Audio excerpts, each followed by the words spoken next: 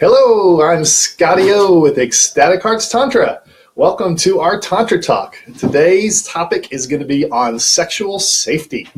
And so before we jump to this, there's a couple of different aspects of safety I want to talk about. One is STDs or STIs, which is sexually transmitted infections or diseases. The second part is communication and agreements that you have with your partner and with yourself and so forth, which is actually probably the more important part.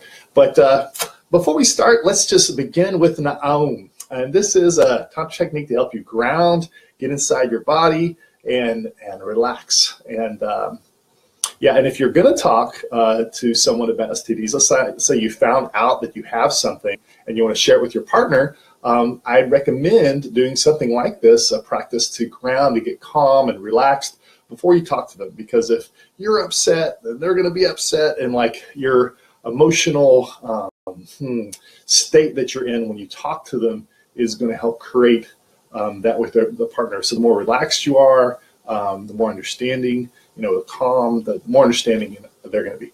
So anyway, so let's start off with an Aum. So an Aum is basically the feminine form of Om, and it's Ah in the chest, Oo in the sexual area, and in the head. So if you're watching this at home, I recommend that you go ahead and do this with me and try it out for yourself. So just check in, close your eyes. Everyone just checking to see how you feel right now.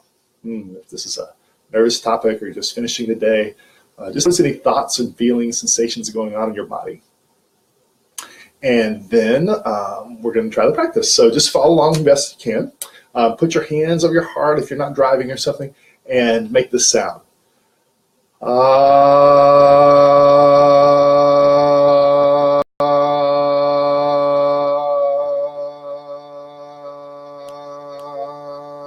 let it air out. And then put your hands over your genital region and look below your belly button and make the oo sound. Ooh.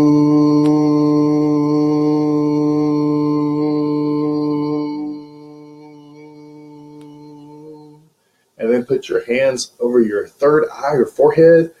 I like the palms myself. Then you get the sound.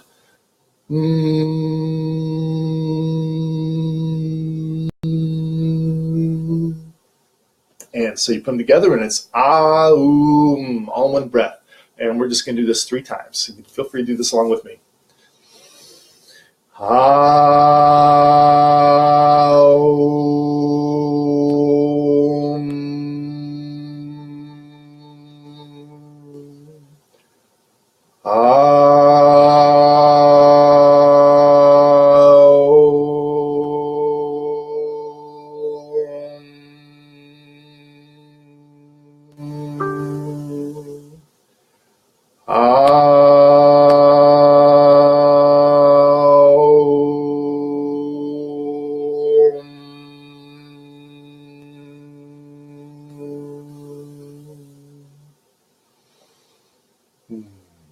And now, just with your eyes closed, if you want, go ahead and check in with yourself and see if you feel any difference, any more grounding, any more relaxed, and so forth. So again, welcome. This is Ecstatic Hearts Tantra Talk. I am going solo today without my lovely wife, Melanie. We take turns sometimes for various reasons, but today's topic is going to be sex safety. So let's jump right into STIs, or sexually transmitted infections. And let's see, the important thing to know about this is that they're common and they're out there, and they are a lot of times not talked about as much as they could be. There's quite a variety of them. I'm not going to name all of them. And by the way, I'm not a doctor. I'm not an expert on STDs. This is just something that I've researched a bit. And as part of my job, it's one of the things that I've done some significant research into. But there's chlamydia, and there's gonorrhea, and there's hepatitis, and of course there's herpes and HIV and all these things. Many of these diseases can be treated with, antibiotics and whatnot. And so the 2 that I'm going to focus on that people tend to have the most fear around are HIV and herpes, because those do not currently have a cure for them. So what I want to let you know, guys, is that let's talk first about herpes. How do you get herpes? There's first of all two different types. There's some confusion around this a lot. There's HBS1 and 2. And there's two types of herpes viruses. The one, HBS1, is commonly associated with cold sores in the mouth. And it's actually quite common. I think 80 to 95% of adults in America anyway have this. Most people get it from adults kissing them when they're kids. And it's something that can come and go. Most people have it, don't even know they have it. And it's pretty common. And so if you have a cold sore or not, some people don't. Some people can never have actual symptoms or symptomatic that happens, but you can still be a carrier. Then there's, of course, HBS2, which is the herpes of the genitals. And by the way, you can get 1 or 2 in either place, but this is where they're most common. And that's the one that most people don't want, is the genital herpes, because, the itch and there's stigma associated with it and so forth. The good news is that they won't kill you. It's just uncomfortable, and there's lots of treatment for outbreaks and such. However, it tends to be one of the ones that people are scared about. And here's a couple reasons why. One is that a common myth is that you can't get HIV unless there's a breakout, like unless you're flaring or have a sore or something like that. That's actually not true. You can get it even without a breakout. And the other thing, except it is more difficult. It doesn't happen as often, so that's rarer. And but know that it is a possibility.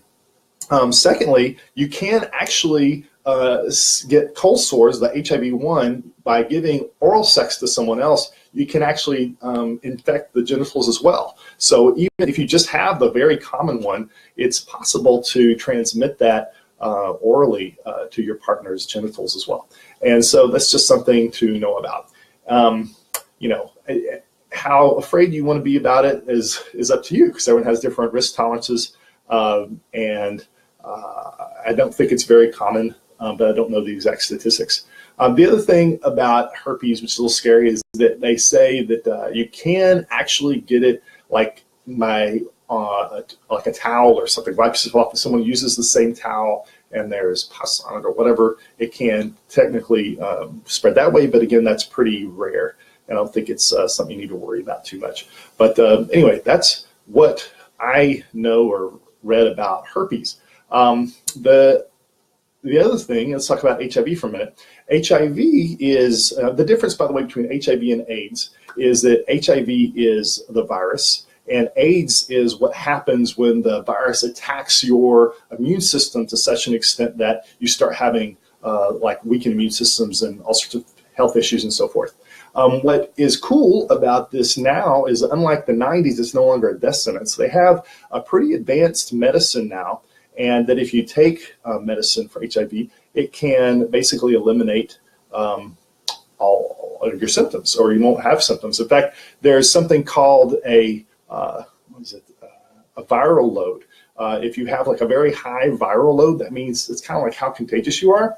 And most people that are on HIV medicines have an undetectable viral load, and which means they're not really that contagious. That said, if someone is contagious, and most people, again, who are spreading STDs don't know that they have it, it is basically through semen and blood, or technically breast milk as well. And what you have to do, though, is get semen or blood into the semen or bloodstream of someone else, which is actually pretty difficult. The way to do that was most common was anal sex with no condom, because that basically the semen would go straight into the bloodstream, and that's why it spread more quickly among gay men. However, these days anyone can have it, and then of course injections through like sharing needles and so forth was the most common way.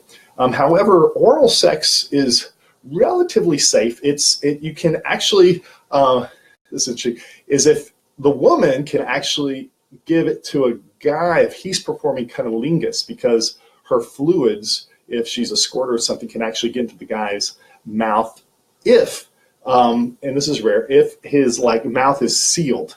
The thing is that the HIV virus dies when it hits air. So as soon as it hits air, it's dead within seconds. So that's why it has to be kind of a closed environment for it to spread. So either like inside a mouth or inside an anus or a vagina or something like that is where it's more common to spread.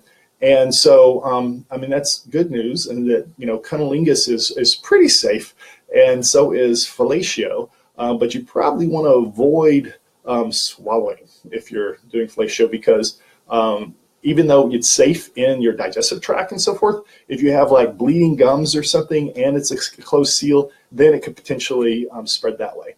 The other thing is that it can also get to your bloodstream through your lymphatic system. So it's like if it goes into your eyes or on your genitals, that's technically another way that semen or blood could get into you. But if you just get like contaminated semen or blood like on your skin or something, you're pretty safe because it doesn't go into your bloodstream that way. So those are two things to know about those particular illnesses or diseases or infections, I should say. But the thing I really want to share with you guys is that it's probably safer to use a condom because the vast majority of illnesses of this type are spread because people, A, don't know they have it, or B, they haven't started treating it. Like, for instance, if once a person knows they have HIV and they start getting on medicine, they usually become non-viral and therefore they're not really contagious. But it's that window between when they don't know they have it to when they decide to get medicine is the one that's most dangerous. And then again, as I said, 85 to 90% of Americans have herpes 1, and most people have no clue. See, the problem with that one too is that the doctors don't really test for that. Because it's not life-threatening and most people have it, they don't even bother testing for that unless you specifically ask for it. So this is what I suggest. When you're going to have a sexual encounter with someone, especially for the first time, and you want to know what your STD status is, this is like a formula that we recommend. One is say, I was last tested for, and list what things you're tested for, because when you just say, I got tested and I'm great, that's really vague, because a lot of people are tested for a lot of things. As I said, most of the times they won't even test for herpes unless you specifically ask for that test. So, you say, I was tested for HIV and herpes and yada yada, gonorrhea, or standard screen or standard panel is another thing people say. And then my results were, and then you can share what your results were. And then you can say, my safe sex practices are, like I always use condoms, or I only have one partner that I'm fluid bonded with. That means that you aren't using, condoms, and that you, sharing sexual fluids with somebody is what fluid bonding means. And then the fourth one is, what are my agreements with my partner, which we'll get into in a minute. So it's a fairly simple, forward thing to share, and and I recommend it. So if you're going to have any kind of sexual relationships or contact with someone, it's better to get that out of the way than not, especially if you have something. Like even if you have something that's like, oh, I've got something but I'm not contagious or whatever, or this was treated or whatever, it's usually better to err on the side of over communication, even if you're nervous about it or scared or don't want to talk about it, because people have different levels of freakouts about that kind of thing. I've seen situations where, relationships and friendships have been ruined just because of the fear, or because people didn't understand what was going on or what the situation was. So my recommendation is always talk first. And if you can get it done before you're actually in the process of, doing something sexy, that's better, because it's nothing like a mood killer when you're like going down that path of being romantic and everything's going really well, and then you throw in something like a STD, which you kind of put on the brakes. So it's better to talk about it like at dinner or some other time beforehand, before you go down that path, to be safe. And that's assuming that that you've been tested. If you haven't been tested, I recommend getting tested at least once a year. I frankly get tested every quarter. But once a year, I think is the minimum to be what I would consider responsible, just because if you're having sexual relationships with other people, if you aren't having sexual contact with anyone, you should be pretty safe from your last test. But even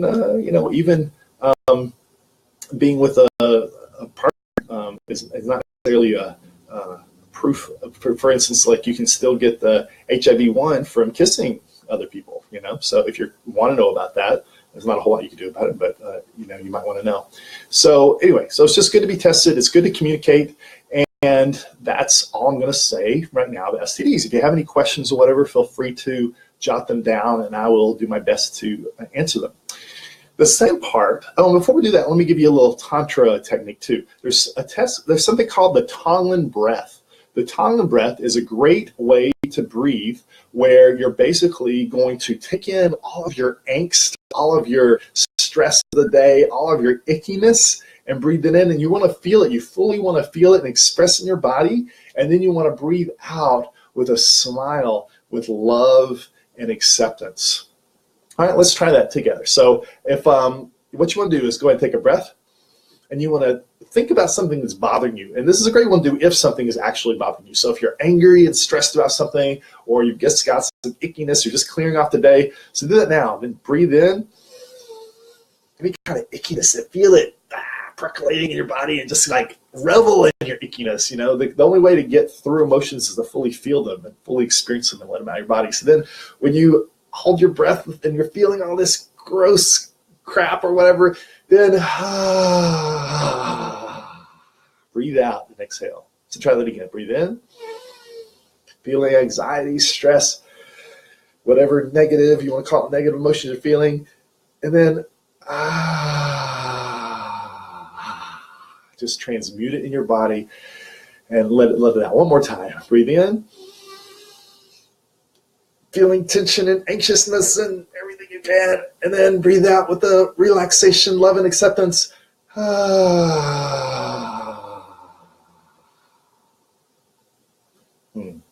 And know that, by the way, if you're sharing something about this stuff, people who care about you, people who you love, are going to love you and accept you exactly the way you are. So don't be afraid to share stuff about you that you're maybe embarrassed about. Love and acceptance is the key. And the people who care, that matter in your life, are already love and accept you just the way you are. So the second thing I want to talk about is communication, agreements, and so forth. This is really important when you are navigating the realm of multi-person dynamics. Like orgies, or if you're talking about threesomes or any kind of situation like that. Whenever you are engaging in anything sexually, the first thing you want to do is get clear on what your boundaries are. So this is true even with a monogamous normal relationship. Is you want to know what your boundaries are. And what I mean by that is, like, what are you okay with? What are you not okay with? Are you, like, if your partner wants to do something kinky, whatever that means, whether it's like suckling on your feet or spanking you, or, doing something more exotic, know what you're okay with and not. And, my rule of thumb is, if it's something it's new, I've never done before, and unless I have a really hard, like, absolutely not, I'm like, let's go for it. Let's try it out, explore, experiment. You don't really know how much you're going to like something till you try it, especially if it's something you're curious about, or if it's something a little scary or whatever. My default is always stretch my comfort zone and explore what I haven't explored before. However, you need to do what is okay for you, and know what your boundary is, and stick by your boundaries, and communicate them and hold to them. What I have seen a lot of times, which is probably the biggest mistake I see in the realms of when couples are like sharing themselves with other people, is there's like expectations, or there's miscommunications, or there's people are like not okay, for instance, like with their partner kissing another person. They think they are, and if you don't know, you don't really know till you try it. But if you are not okay with something and you don't say it, or you just want to appear that you're good and noble or whatever, and you say, yes, go ahead and kiss that person, and then they do, and then you're like, oh, that hurts, why'd they do that to me? And then you take it out on them. It's like, it's not really fair. So the first step is communicate clearly with yourself. Look inside and see what your goals are. The second part is to communicate with your partner, your primary partner, and get really clear on what you want to do with them and not do with them. And if it gets more complicated, if you're talking about doing something with others, could be a poly relationship, or swinging, or or lifestyle is the more modern term for that, or just going to a play party where who knows what's going to happen, where there might be multiple people engaged in various levels of sexual connection, or maybe it's just massage, but I mean, even if it's something that's not sexual, like giving this person attention or going out on a date, or massage or something that's not sexual, that still is a level of intimacy that not everyone is willing to share with each other, or want their partners to share with them. So just get really clear on what your partner's boundaries are as well as your own.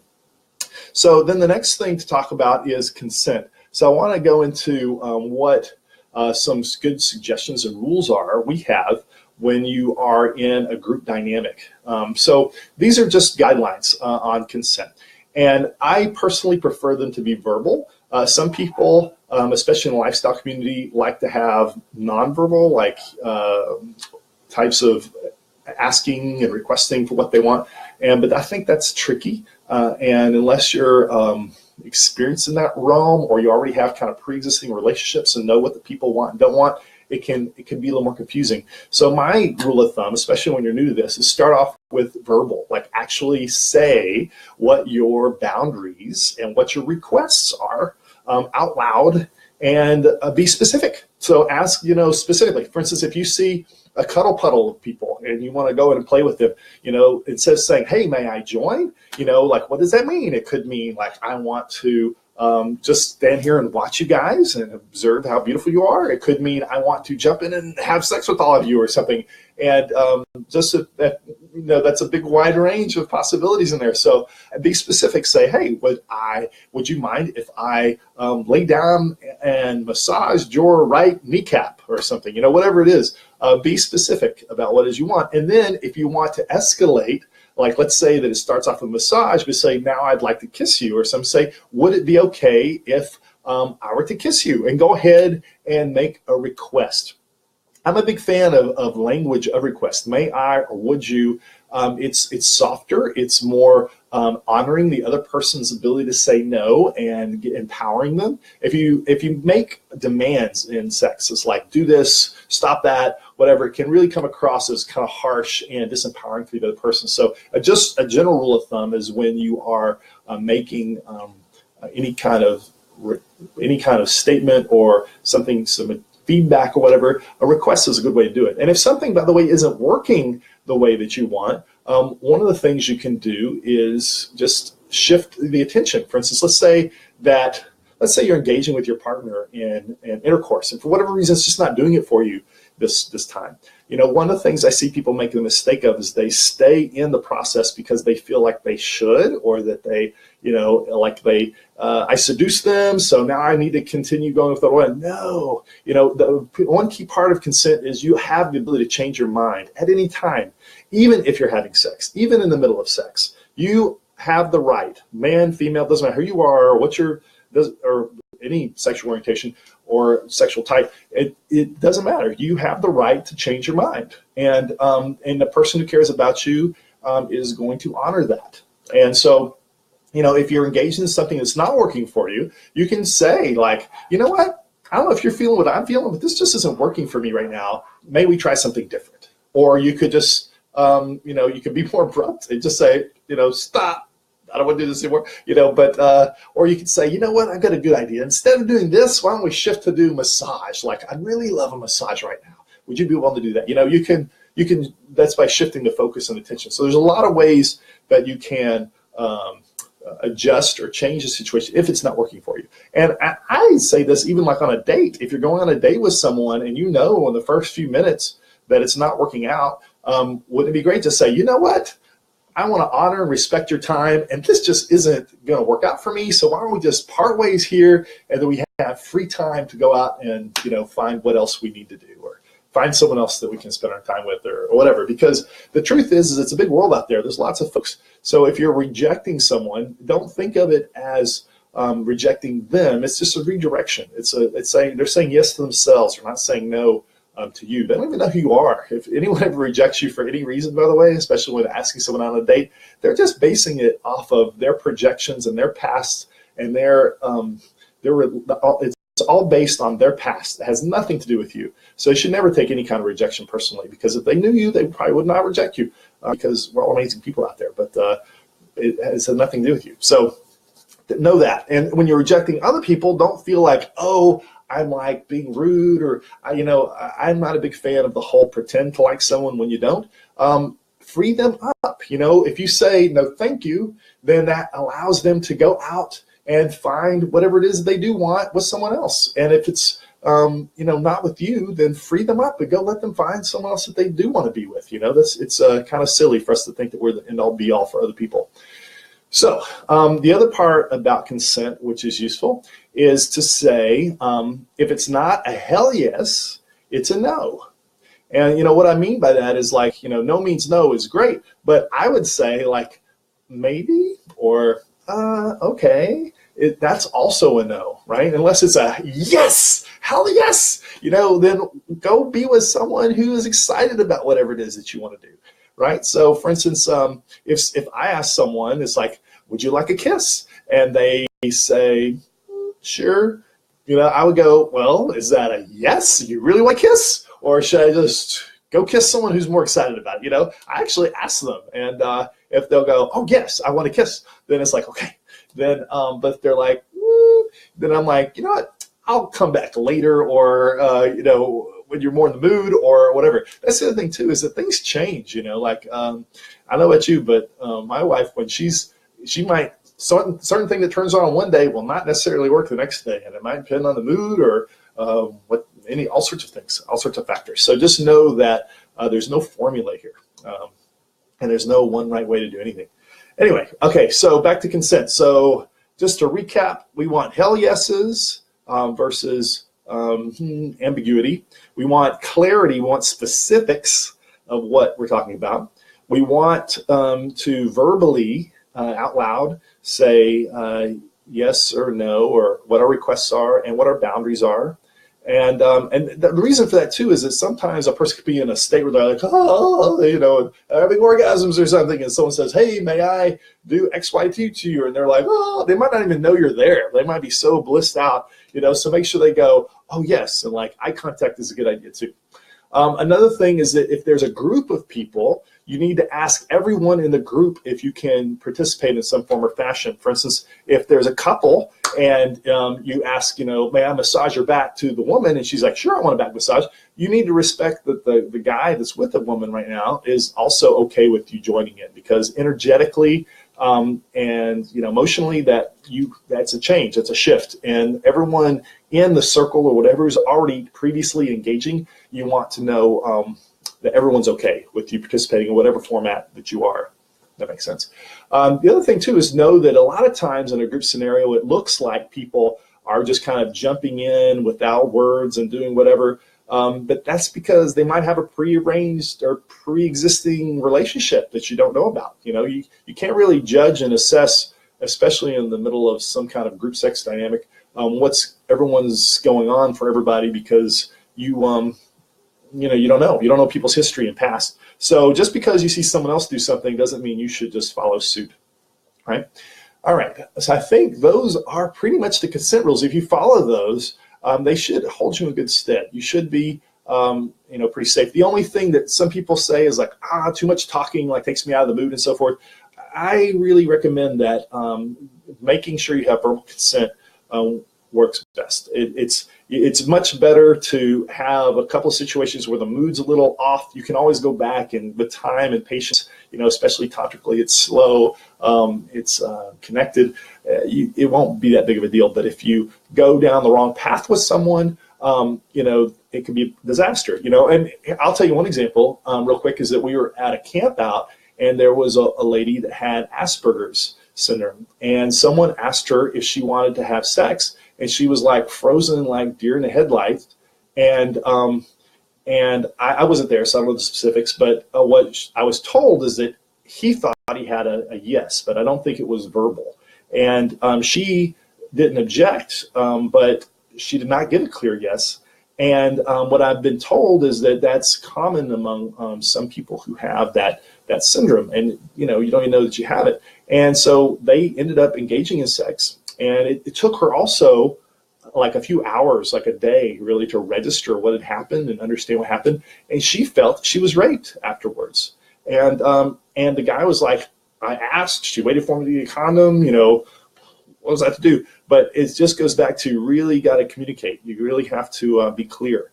And that way there's just no, misunderstanding, and everyone has a good time.